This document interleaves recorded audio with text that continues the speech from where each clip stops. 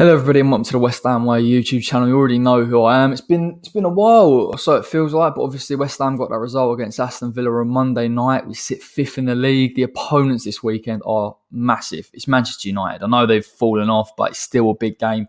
I'm looking forward to it. I think there are areas that we can exploit of Manchester United, albeit they've got a really good attacking array of talent and players they can call upon. I watched the game last night against PSG.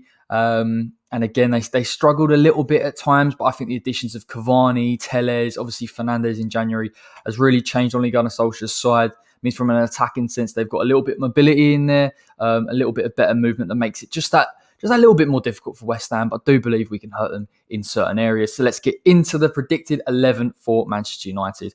David De Gea in goal. Now, I know he got injured at halftime against Southampton, but he did play last night against PSG. Fantastic goalkeeper. I know there's been some criticism of him defending those 2 free kicks from James Ward-Prowse and the other night previous as well. But listen, fantastic keeper, great shot stopper. Will make it difficult for West Ham to get at him and to get shots on target. I'm looking more at Manchester United's back four, if I'm honest, as the weak spot, particularly from set pieces and open play that we can exploit and get in behind. But listen, phenomenal keeper.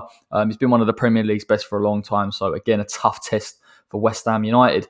Right back, Aaron Wan-Bissaka. Fantastic defensive player. I'm not convinced on him going forward. I'm not sure he offers the same type of delivery or the quality of crosses Alex Telles or even Luke Shaw. But I do feel defensively, he's really difficult to get behind. Now, Manchester United are going to push those fullbacks up to try and create width and allow the likes of Marcus Rashford, if he's fit, Martial and Bruno Fernandes to come a little bit central and obviously cause us some issues in the central areas. But I think Wan-Bissaka defensively so difficult to get past. Really talented one-on-one. And I worry whether it's Fornals, whether it's Ben Rama, we'll have that debate later in the video, whether they can actually get past the likes of Aaron Wan-Bissaka, because physically he's incredibly strong. He can mark players out of the game and he can make it very difficult, particularly on the counter if West Ham are looking to exploit Manchester United's back four on that counter-attack. Someone like Aaron Wan-Bissaka, if he is in position, makes it all the more difficult for West Ham to create chances and particularly get it to whatever forward man we decide to use on Saturday evening. Now, this man comes under a lot of criticism. Of course, it's Harry Maguire, Manchester United captain. I've got to say it's slightly justified for me. His mobility, it lets him down massively. Obviously, Ole Gunnar Solskjaer's putting in the 2 holding midfield players in order to kind of give that little bit of solidity in front of him. But obviously, the way that Manchester United press and look to try and press into the opposition's half, he plays a high line. Playing a high line with Maguire and Lindelof is risky, to say the least. And obviously, he does that to support the attacking players. But defensively, there are holes there. Again, in the air, he's very good, Harry Maguire. Got good distribution as well from that left side of that centre-back pairing to get it to the strikers, to get it to the wide men as well. Could be a useful outlet on the counter. But ultimately, I think it's an area that West Ham can look to exploit and use pace to get in behind. I think physically he could win that battle, but listen, we shall see. He's a decent-ish player, can be offensive as well from set pieces. So don't write him off completely. Or I know there's a lot of media hype around him. I just think Manchester United don't do enough to support him in his position. Now, the player that I would say is probably better in terms of mobility, but worse in terms of positioning, is Victor Lindelof. And Victor Lindelof, for me, is the aggressor of the 2 centre-backs. And I know we saw last night with PSG, Maguire getting forward, trying to support the attack, and they obviously got exploited for that Neymar for goal. But Lindelof is the player that will look to try and win the ball and push up and win it in midfield. Now, I don't expect West Ham to press the same way that we did initially against Aston Villa. A low block for me is the preference, the back 5 to sit a little bit deeper, soak up some pressure and hit them on the counter. But I look at someone like Lindelof as an area that West Ham can exploit, particularly either with Sebastian Haller or Mikel Antonio. The strength they possess, the ability to hold up the ball, the fact that Sebastian Haller is getting better at holding up the ball and distributing to the 2 forward men means that West Ham can look to drag them onto him and then try and get in behind using effective distribution. And I look at someone like Sebastian Haller, who very rarely doesn't win an aerial duel. And I'd expect West Ham and Haller to pull onto him slightly, make it difficult for him, and Haller to try and introduce a couple of the midfielders into play and really hurt Manchester United on that counter-attack. So for me, personally, he's a weak area of that Manchester United back 4 and someone that I would look for an Haller or an Antonio to put themselves on, to force him out of position and then work with the 2 other forward men to get in behind. This man has impressed me in terms of a Manchester United recruit. It is Alex Telles. They brought him in from Porto. I believe his assist record in that league was very, very good from a left-back position. And we've seen a lot of that at Manchester United so far. Down that left-hand side, obviously Luke Shaw has been injured. The deliveries that have come in, particularly against Southampton, the delivery for Cavani was superb. And West Ham have struggled a little bit from those type of deliveries, particularly against Aston Villa. Obviously, Watkins getting in. And I know it was chalked off for the offside of the VAR, but it's an area that Manchester United can use, and it adds a different avenue to their attack. I think before we've seen Manchester United become a little bit one-dimensional, using the counter purely, and then trying to play this kind of possession-based game when pushing into our half. But I think Telles gives them width, gives them good delivery, gives them a different option to try and get in behind West Ham. And I guess from that perspective, it is something that could trouble us. You could look at him as well, allowing Rashford to come central. Again, Rashford cutting into his right makes it hard for us. Martial, if he plays on our left-hand side as well, you've got the same type of problem. So I think with the fullbacks, you've got two very different-minded fullbacks. Both will push up nonetheless, and both will allow that kind of midfield to come in central to create pressure and overloads on West Ham's back three or back five. And it'll be tough, but we've got to be disciplined against Manchester United. I know that, like I've said, there are areas in their defence that we can exploit and get in behind, but equally, I think the way they play, they put pressure on West Ham, and we've just got to be switched on for the full 90. But I do believe we will get our chances. Now, into the midfield, which is possibly the most interesting area, and I've put down here centre midfielder for Matic, and I'll put it for Fred as well. And the only reason I say this is I don't believe, despite the fact that Ollie is using a double pivot to protect his centre-backs, that they sit deep enough, particularly when they've got the ball. When they've got the ball, they push up high, they try and distribute, and they try and find spaces to get it into a Bruno or a Donny van der Beek or a Rashford, which means that on the counter, they're not in that defensive shape, and that West Ham can get in behind and exploit. And because there is that gap between the two centre-backs and the two holding midfield players, Allaire, and what we've seen against Sheffield United, what we saw against Aston Villa as well, him coming into those deeper positions, picking up the ball and being able to effectively distribute it. He will get space in this game against Manchester United, which is why I say that you can't border so much on the Antonio style of a counter-attack, which is pure pace and pure transition. But you've got someone like Allaire who can hold the ball up, find it in those pockets.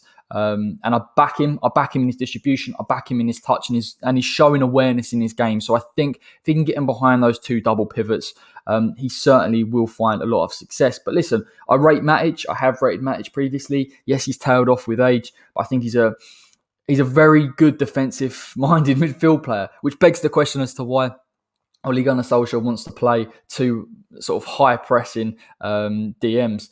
Matic and Fred, or McTominay, whoever comes into the system, one will sit and one will go. Fred is typically the presser. Now, I don't believe the red card against PSG will affect him in the Premier League. I think he'll start. I think he's very good at pressing, if I'm perfectly honest. I think, the quality of the pass isn't there. He's not going to unlock West Ham, but I think the pressure, particularly on the likes of Rice and Souček, will make it difficult for West Ham to get out at times, and Matic will sit a little bit deeper. Now, if for whatever reason you've got a McTominay-Matic pivot, easier for us because they don't have the pace, and I don't believe they've got the effectiveness of the press to win the ball off West Ham in the area just in front of that back three or that back five. But listen, interesting the way Ollie uses them. I'm not sure it's the most effective way, and I think that's why they get hurt by teams, particularly on the counter. That's not to write them off, by the way. I saw them against Everton when they got their third goal. Both, I think it was Fred and possibly Matic, sitting deep, soaking up pressure, and then hitting on the counter, which is where Manchester United are so effective. Yes, they can do that in the defensive shape, but when they've got possession and West Ham can quickly break, it's somewhere that I'd look for West Ham and David Moyes to identify. Now, onto the attacking three players, and there could be an argument here as to whether he starts or not, but Marcus Rashford on that left-hand side of the attacking midfield could be Anthony Martial, particularly as we saw against PSG, him coming into the side and playing on the right. If Rashford's out, obviously Martial will come onto the left. Both can cut in then. I guess, Rashford is a fantastic player. And I think on what you see on the counter, if Manchester United are able to beat a West Ham press, if someone like David Moyes decides to do that, Rashford will play a little bit wider. I think it suits him playing wider, if I'm honest. He doesn't get as much joy down there, particularly against teams that sit deep. But on the counter, he'll come out wide and then cut in, and that's where he's most effective. Fantastic finishing. We'll always look to cut him because he isn't naturally left-footed. Very rarely have I seen someone like Marcus Rashford take on a defence and beat him and get to the byline and draw it back. He'll look to come a bit central, hence why he's that attacking midfielder. He's got Telles to provide the width as well, which allows him to come in central and try and link up play with a Bruno, a Cavani, if he's starting as well. But a dangerous player nonetheless. And I'm not sure if he doesn't play, you've got Martial in a very, very similar mould of player. Looks to come central, link up play with the midfield and introduce them and try and get in behind that West Ham defence. Now, I'll get onto it later, of course, but I think with this West Ham defence and playing a back five, it's going to force Rashford inside anyway. It's going to force Telles to try and get the delivery, the early delivery, and it's going to become very predictable from a Manchester United perspective. They're going to need the outliers that I'm going to mention to try and create spaces, to try and draw the likes of Rice and Soucek out of position and create chances. And that, listen, to be fair to them, they did it against Southampton in that second half. It's not impossible that Manchester United can't hurt West Ham. But I think the way we're going to set up is going to frustrate them. It's going to make it difficult. And they could possibly lack creativity, depending on who he starts. And I know Ollie's very, very unpredictable in who he picks. Now, this man will obviously start. Speaking of unpredictable, this guy's very predictable. Bruno Fernandes, a fantastic, fantastic player. He's given a lot of freedom in this Manchester United side to pick the ball up. He won't really pick it up from deep, particularly if Manchester United are in possession. There's no need to.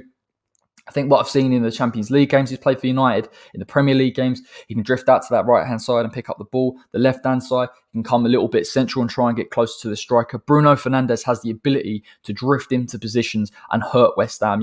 I think there are elements of Manchester United's play that are predictable. He isn't one of them. He's got a fantastic shot from distance. He did have a decent level of creativity in terms of linking up with the strikers. I think we saw that a little bit more when Cavani comes into the side because he's got that natural movement. Greenwood, if he can play as well, offers that as well. But Fernandes is always dangerous. And from a system point of view, I think technically West Ham could sit deep, soak up the pressure, prevent someone like Fernandes getting in behind.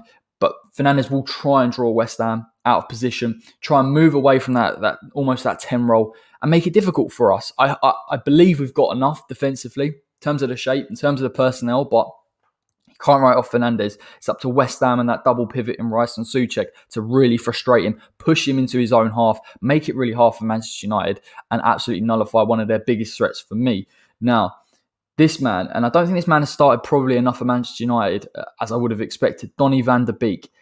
What we saw against Southampton and a little bit against Everton and in the Champions League as well was Ole Gunnar Solskjaer employing players that move, that there's no static position. I think sometimes with Rashford and Martial, if there isn't a natural counter-attack or a transition, they're not sure where to move. They're not sure how to beat the player or get him behind or what they should do.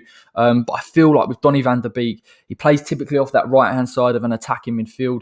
But his fluidity in terms of his position makes it difficult to pick up. And I think that's what Southampton struggle with, particularly with the back four. Now, what I would say for someone like West Ham is that when you've got a back five, it's going to be a lot easier to stop that level of transition. And what I mean by that is, if you just bear with me for about 5 seconds.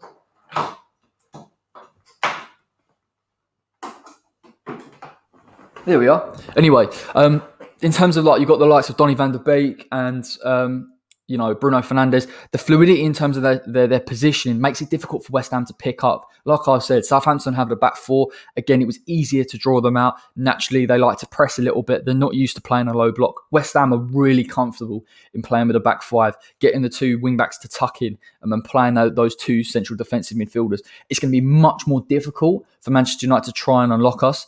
The likes of Van der Beek and Bruno Fernandes aren't like Grealish, where he's got multiple avenues where he can take on a player or whether he can come and draw a player out of position. But I do feel that the movement between the two will make it difficult at times for West Ham to pick up. And what you may see is the midfielders and the defenders allowing Manchester United to have a lot of the ball. Whether they can create enough with that remains to be seen. But I think a lot of it pins on this man. And it is Edinson Cavani. And I think a few eyebrows were raised when he came to the Premier League. Is it too late? What is the rationale behind the decision? But actually, to be honest, I think he gives Manchester United a different look. His mobility is absolutely fantastic. He's got real striking instinct as well. Good finishing for his age. Good in the air. And I think in this Manchester United system, they've needed almost like that number 9 that is the focal point. That's someone that can get in behind naturally. They can get in behind defences even when there isn't the transition of the counter attack. And I think Cavani's offered that. I think he's offering it. He's offered it against Southampton. Very unlucky last night against the likes of PSG. But interesting enough with him, when we see someone like a Rashford playing as the number 9 or a Martial playing as the number 9, they're a bit reticent to come out and draw players out of position and move in around that defence. Cavani's happy to come to a wing, pick the ball up. He's happy to allow Fernandes to occupy the space. Van der Beek to come in and try and act as a focal point as well. He's happy to run in behind as well. I think those three, Van der Beek, Fernandes and Cavani, work incredibly well together because the movement is there. The criticism of Manchester United has always been, can they break down a team with a low block? Before, less so. But I think with these three players, the movement that they've got, they have another avenue in which to try and get in behind West Ham and create chances. Don't rule this man off. Listen, I think West Ham with a back three can deal with him. I really, really do. My concern is if he tries to draw out West Ham out of position, if we decide to employ a little bit of a mid-press and we try and push Manchester United, for me, that's fatal because I think what we saw against Southampton, even when they tried to move a little bit further up the pitch, Manchester United transitions on the counter-attack are unbelievable anyway. But then when you've got the likes of Cavani that can really get in behind, that can stretch defences, that can come to a wing and create space for the likes of Martial, Rashford, Fernandes, Van der Beek. It's so hard for West Ham. We don't want to make it a more difficult job than this needs to be. It needs to be a disciplined performance from West Ham. There needs to be a little bit of a low block, some serious discipline in terms of understanding the movements of Van der Beek and Cavani. West Ham, for me, have got enough defensively to deal with them. We can frustrate them. We can make it hard for them. We can restrict them to deliveries into the box. But don't write Manchester United off completely because of the counter. If West Ham do need to create chances, how are we going to do it? Are we going to push the wing-backs up to get the support to Sebastian Haller? I personally wouldn't. That's why I think when I go through this West Ham side, it has to be purely based on those front three, the pace of the front three, the ability to drop in that space that's vacated by the two defensive midfielders, and then using pace in the likes of Bowen and Benrahma. Please put Benrahma in the side as the outlets. But let's get into it. Let's get into the West Ham side because I think this is going to be really interesting. Listen, I'm happy with the 3 points against Aston Villa. Absolutely, of course I am.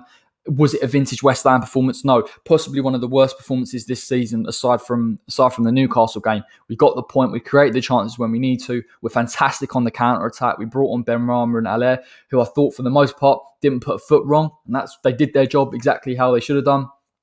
Moyes wants to play with this high press. Now, the problem I've got with it is, in theory, yes, it's going to create chances. It's going to create service into Haller. The ball is closer to him, but the problem is that there's too much space between the Rice and Souček and the defensive players. And that space is being exploited. It got exploited massively against Aston Villa when Grealish found that pocket of space. You cannot afford to do that against Manchester United purely because of the fact that Van der Beek, Rashford, Fernandes all come in central, all try and pick up that ball in those central areas, and it really, really suits them. So even in an instance where I would back the defensive pairings to deal with the likes of those attacking players from Manchester United, don't give them the ball unnecessarily in those areas because they can hurt us from distance as well. So it is something that I would look for Moyes to employ a little bit of a low block against Manchester United, be defensive and use the attacking three because in my opinion, if they push the fullbacks up Manchester United, which they will do, they push the two pivots up as well, you can exploit a back two and you can have 3-on-2 and you can create chances against it. And I want to see West Ham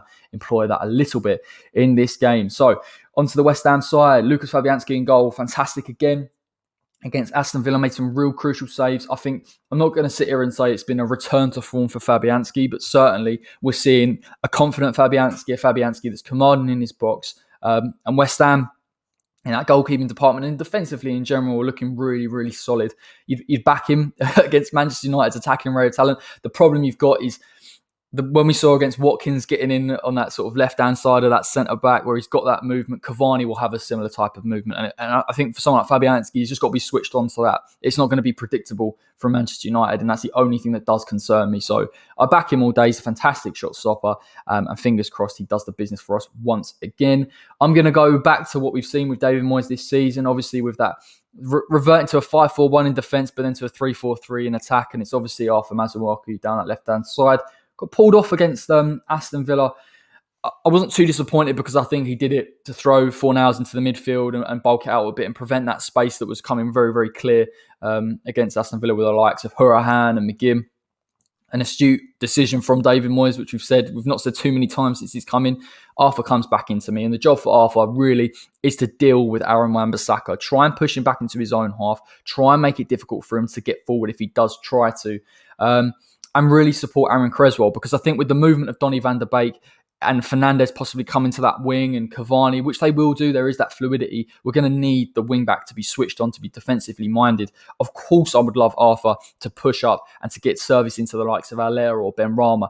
It's possible that if West Ham do retain a lot of the ball, which I wouldn't guess so, we could try and exploit Aaron Wan-Bissaka with a bit of an overload down that left-hand side with Benrahma playing. That would be beneficial in terms of getting in behind that back four when they're in defensive shape. But I think United will have a lot of the ball. So I'm looking at him to be defensively minded in this game, being very, very astute with the threat and the movement. Less so from the fullback, but certainly from Donny van de Beek, and an attacking midfielder that has the license to come onto that side. But listen, I back Arthur all day. And if we can get him up at some point and he can get the delivery into the box or into Allaire, it could be important on the transition.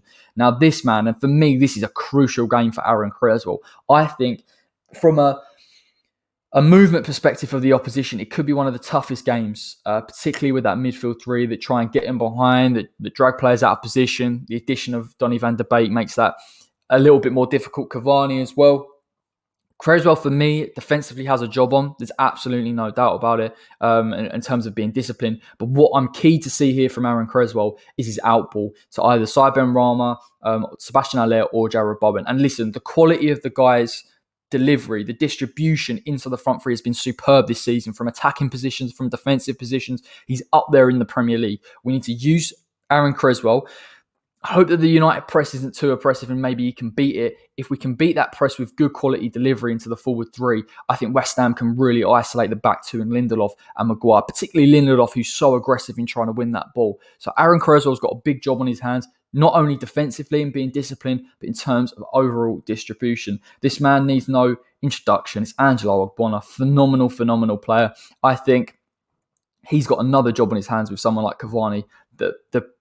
The lack of predictability in Cavani's movement is he can come deep, he can come to the wing, he can drag him out of position. Again, he's going to have to be disciplined. I'm looking at Ogbonna as well to look after the centre-backs, make sure they're in the shape and retain that low block shape, because we cannot allow Manchester United to have too much of the ball moving behind and run us to go unnoticed.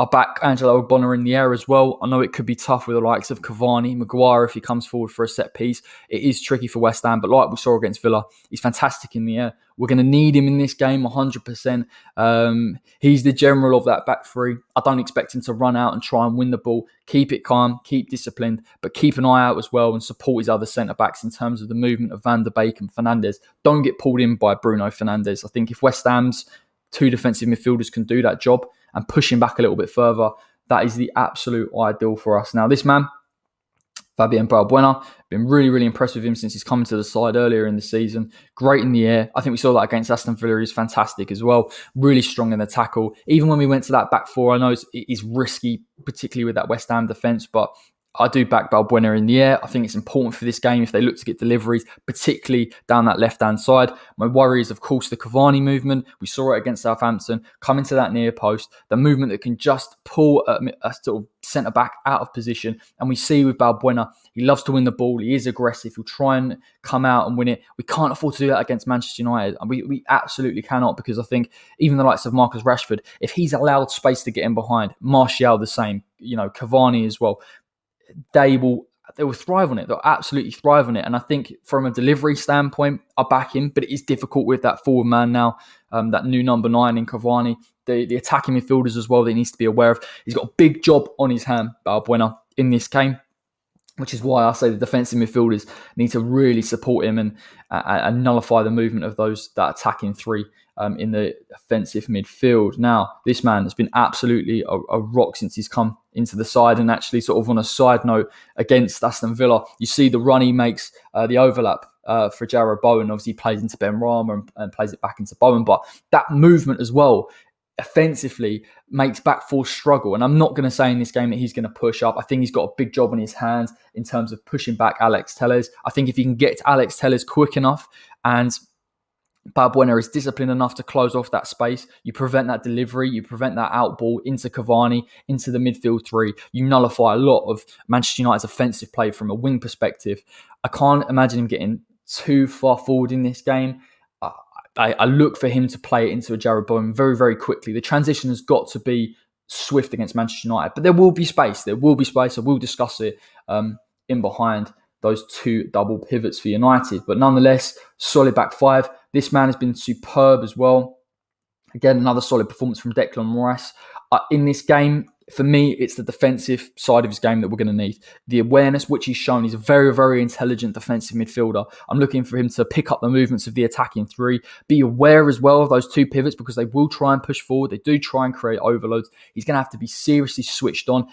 He's also got to protect his centre-backs because this type of game, even with the back five, Manchester United's pressure, the general press from Ole Gunnar Solskjaer's men could tell and they could eventually create chances. Rice has got to nullify. We went to Old Trafford last season. It was exactly the same exactly the same style there. Greenwood, mobility, and I think both Rice and Souček played a really disciplined game in that sense. For me, it's exactly the same against Manchester United. The difference is I think we can hurt Manchester United on the transition with the players that we've got. And we've got stuff to play for. Obviously, we were safe by then. But listen, I think it's an important game for Rice. He's been fantastic in terms of his box-to-box abilities recently. He can press. We've seen it. He's effective at it. But Declan Rice, for me, is one of the best defensive midfielders in the Premier League. Do your job, man. Get it done. And I think I think we can nullify Manchester United and hurt them on the counter. Right, you've got Souček.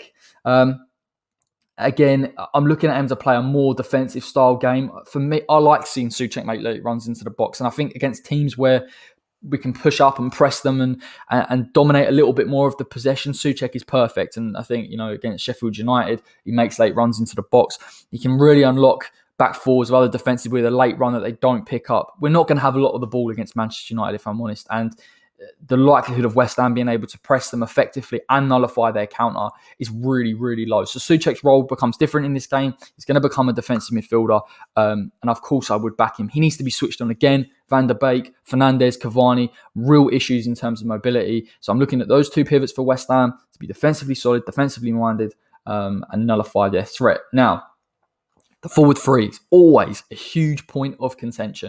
And I've said it before for the past 2-3 weeks now, and I will absolutely say it again. Saïd Benrahma has to start on that left-hand side of a forward three. The reasons, I think before the game, I looked at Manchester United's system and I said, well, they've got two defensive midfield players.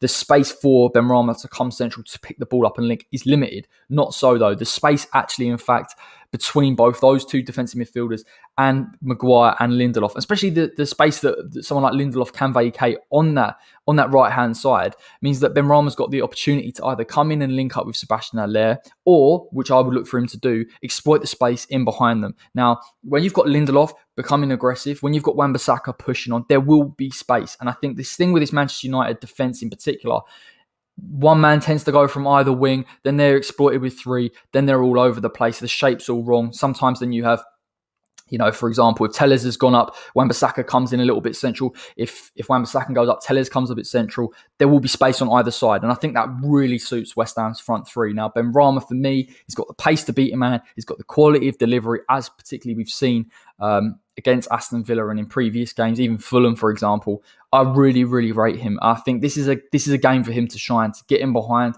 use the width, or come central. And really, West Ham's that 4-3 needs to exploit. It's the quality of the link up on the counter and the transition. It's picking the ball up. I think what we saw from Benrahma, particularly against Villa, was his ability to keep the ball as well. And I think that's crucial for West Ham in terms of having the time, having the space as well to create chances. And I think with Manchester United, they'll flood bodies back 100%. I can say all you want about, Fred or Matic or McTominay, but they do get back in numbers. It's a case of breaking that defensive shape while they're out of position and being effective and clinical. And the clinicism of this game is so crucial to West Ham winning it and taking the chances, because it could be a case that we don't have a lot of chances. But you'd have to look for Benrahma's ability in terms of his delivery into the box. In terms of his touch, his ball retention, there's so many elements of his play. I like Pablo Fornals. I like him for his work rate. For me, he was too sloppy against Aston Villa. He was ineffective. I thought even his movement into the centre of the park was purely from a defensive aspect in his work rate. I think defensively we have enough against Manchester United. offensively, we need pacing behind. It's something that we're lacking, particularly on that left-hand side. So for me, Benrahma's earned it. I think he's been superb. And fingers crossed, Moyes throws him into the side, gives him his first start. I know it's a big test, but it's just one that I feel that he can win. Now, I'm going to go to the right-hand side before we get to the centre forward. Jarrod Bowen. Again, he got a goal and an assist. He's pivotal in the second goal as well. I think there was criticisms of him in terms of his goal contribution, his deliveries, his end product. I still think he has that in his locker, if I'm honest. You look, like I've said, you're looking at Manchester United. Telles is a real offensive-minded left-back. And I think we've got enough in Soufal and Balbuena to nullify that left-hand side. Particularly with Soufal, if he can push up a little bit on Telles, Bowen will have space in behind. He's got the pace on that right-hand side of the pitch for West Ham, but the left-hand side for Maguire to exploit him. Harry Maguire, typically, and you saw against PSG last night, if he gets beaten on the high press, he cannot recover. He'll try, but he simply can't. And Bowen has got the ability to get in behind. Now, then we're looking, once he gets in behind, can he create? And I would have to say, I think he can. I think his finishing is very, very good. I actually think he'll have enough time in this game, to be honest, to possibly get a one-on-one with De Gea if we can transition quickly enough. So, this is an opportunity for Jarrod Bowen and Saïd Benrahma to use their pace, their ability to take on a man. It could be very, very possible that Manchester United don't have enough men back in order to take on the likes of Bowen and Benrahma. I just think they've got enough. I think they're clinical enough. And we need that pace, because I just believe Manchester United defensively can get back. They will throw numbers back once they're beaten. And we just need someone with the directness, the ability to get in behind to prevent them from having that opportunity to do so. Because I think once you isolate Lindelof and Maguire, it's very, very straightforward. And I think we can get Benrahma forward, Alea or Antonio forward. We'll have a chance. We will 100% create chances in this game, and I truly believe that. But obviously, it massively edges on West Ham's ability to be resolute at the back. So he has to start for me, and this man. Now, I was all for Mikel Antonio playing against Aston Villa. I thought their inability to really deal with effective counters meant that Mikel Antonio was perfect. But what I saw from him, and listen, I think it's purely down to fitness, is a lack of match sharpness, a lack of ability to hold up the ball, off the pace in terms of being able to run past that Villa to defence, to pull them out of position. All the things that we attribute with Mikel Antonio being an effective striker for West Ham, he didn't have in that game. You bring on Sebastian Haller, and actually what we've seen in terms of his improvements, holding up the ball, distributing the ball, his awareness of the two forward men as well, it's what West Ham needed. And even in that phase of play for the second goal, he showed the right awareness to link up very, very nicely with them and ultimately get West Ham that winner. So for me, he starts, like I've said, the two Manchester United defensive midfielders will push. He will have space. Lindelof will try and win the ball and be competitive in that space. I think this is a good game for actually someone like Sebastian Haller to play a little bit deeper. He can afford to play deeper in the system because of the Manchester United press, but he does rely on both Benrahma and Bowen to use their pace to get in behind and do the work for him and to really isolate. But I just think from what we've seen in terms of general hold-up play, ability to win the aerial duels, awareness of players around him, I've got to back Haller. I have to back Haller to start this game. I think he'll be effective enough. And listen, I'm not convinced he'll score a goal in this game. I don't think it's that type of game for him. But in terms of his ability to work with the men around him, to create chances for West Ham, he's absolutely crucial. Now, if Manchester United, of course, are in a defensive shape, different story. Really becomes hard for West Ham to break Manchester United.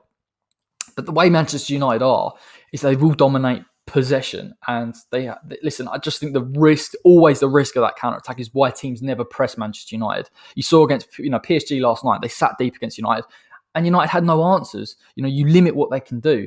And again, I think if West Ham can really limit Manchester United defensively, but actually willingly give them the ball, we can hurt them in the offensive areas. And that's what I'll be looking for Moyes to do. I think this is a huge test. And I always say it's a huge test for David Moyes, but I think he's shown he's come through a lot of tests recently. The games we should be winning, the games that we need to win in order to go fifth, even though I thought a draw against Villa would have been good. Manchester United's a big test. I think if he can put a game plan together that can effectively nullify the offensive element of Manchester United's play, but equally exploit their clear defensive weaknesses and their holding midfielders, West Ham have got a fantastic chance of winning this game. And in terms of a score prediction, on the spot, I think West Ham could win this game 2-1. I think Manchester United will get a goal. I think they'll get a goal. They can create enough for me, and I think West Ham have shown a little bit of.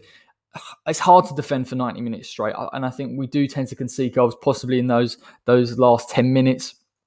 I think they've got enough to score goals, Manchester United, from a variety of avenues. But I think West Ham, the effectiveness of the transition, Allaire, it's going to suit him, those two centre-backs. The lack of mobility, by the way, of the two centre-backs as well, really suits West Ham's forward line. Why Ole Gunnar Solskjaer decides to push his fullbacks up, I've got no idea. And then not play a sitting pivot. Again, that's another conversation. But for me, I think West Ham can do this. I think Bowen can get on the score sheet again, and I think Benrahma can. Those are the two goal threats for me. If the goals are going to come from anywhere, they're going to come from that. One final thing, Manchester United have shown that they are weak from set pieces when they go into the near post consistently over the past 4 to 5 games and throughout the season. They've really struggled with those near post set pieces. Again, you're looking at West Ham to utilise that. You can then utilise the offensive attributes of someone like Tommy Souček, Angelo Ogbonna, Sebastian Allaire, Declan Rice coming near post against Sheffield United. There's clear opportunities for West Ham to win this game. I just don't think we'll be in their half enough to win set pieces. But it doesn't mean that West Ham can't utilise it, and it doesn't mean we can't get a goal and frustrate them. So I wouldn't be surprised if it was a 1-0 either. But listen, thank you so much for everyone for watching. That was the predicted 11 and score prediction. I will be back very, very shortly for Game Changers, where I identify some weak areas, some strong areas for both teams, and particularly how we can beat Manchester United. So until then, take care.